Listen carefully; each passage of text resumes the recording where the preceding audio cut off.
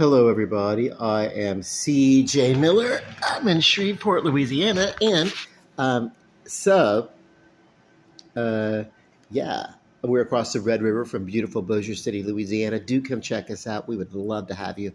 Uh, make us your destination for your getaway. If we can't be your destination, hey, use us as a great stopover. We're great for that kind of stuff too.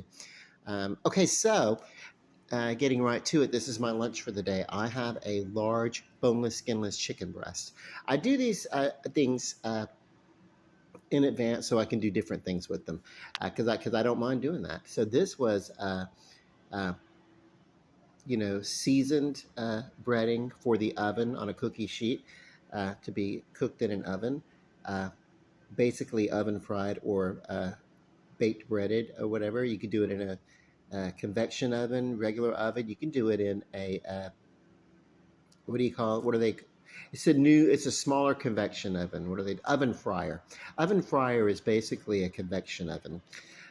It's just a little bit smaller, so the heat is a little bit more efficient on that. So this was it's a non-flipping uh, chicken breast. That means that it presents top side up, and you know, you don't have to flip it. I'm not worried about that. And then I topped it with a lot of provolone cheese. You could do Swiss, and then of course sliced ham. Um, so this is a uh, somewhat of a version of a cordon bleu instead of stuffed and instead of Swiss cheese. It's provolone, but they're very similar in flavor and texture. Uh, and you know, uh, and ham rather than Canadian bacon, which Canadian bacon is ham. Uh, so, uh, in Canada, I wonder if they just call it bacon uh, or if they call it uh, American ham.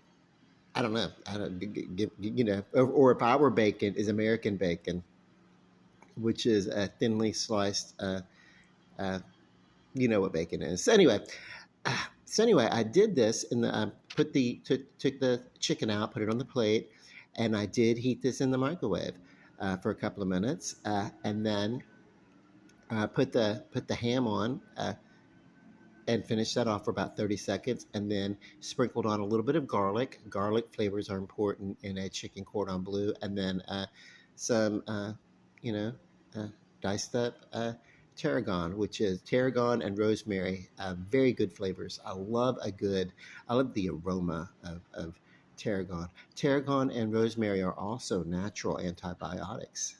So I'm going to pause and give it a slice, and we'll give it a taste. Whatever. Oh, and let me tell you, this would make a really great sandwich also. Slice this up and put it on your favorite bread. I'm keto, and there are no carbs on this plate. As much food that's on this plate, there are no carbs. It's a good, healthy way. There's a little bit of carbs actually in the breading of the chicken, so that's not true. But so there's no more than 10 grams of carbs on this plate, and there's not even that much. Uh, as as as thinly coated as this is, actually, it's a pretty good coating. So it's not exactly, yeah. So we're gonna go with about 10 grams. That's my estimation.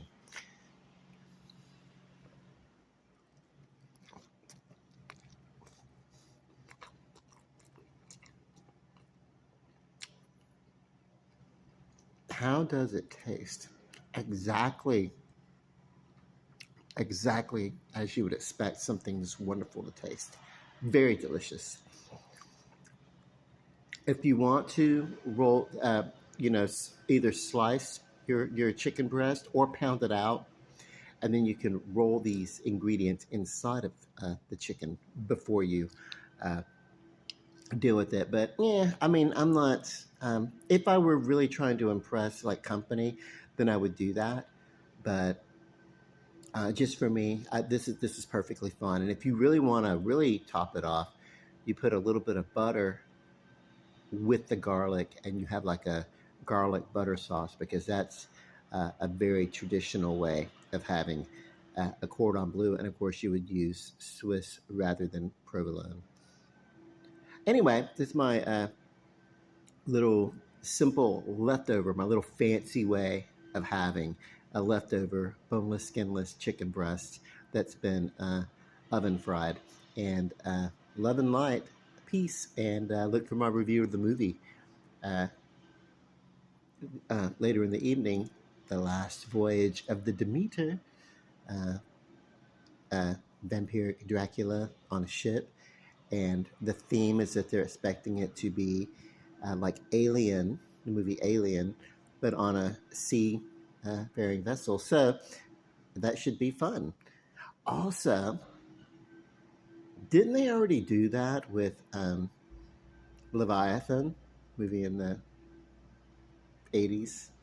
Or the movie that came out a little bit later than that, right around that same time, uh, a movie called Virus, you know, which was the Jamie Lee Curtis take on that movie. It was an alien that thought humans were a virus, so it really was alien on the ship. And Leviathan was a sea creature uh, that was mutatable and everything. So anyway, and then what else? What else? Ooh, there's another movie too. I forget the name of it, but it was basically made by it was made by the director of Leviathan, uh, and they were like, we're gonna our movie that we made it's going to inspire a subgenre of horror movies at sea, uh, with the monsters at sea stalking crews of a. So why don't we just go ahead and we'll just go ahead and make our own uh, movie that is influenced by the movie that we did, Leviathan, and we'll go ahead and do another movie. And I forget the name of that movie. But I got a feeling you can trace them all back to The Abyss, which was not a horror movie, but as it was a James Cameron movie about aliens at sea, or whatever that interact. It was kind of like Cocoon at sea, honestly. But anyway, I think that was James Cameron. I believe so. And Ron Howard uh, did the Cocoon movies. But anyway, um, I've rambled on enough. I'm excited for the movie. I'm excited to get back to my lunch. I love you guys. Have a good afternoon. Peace, love, and light.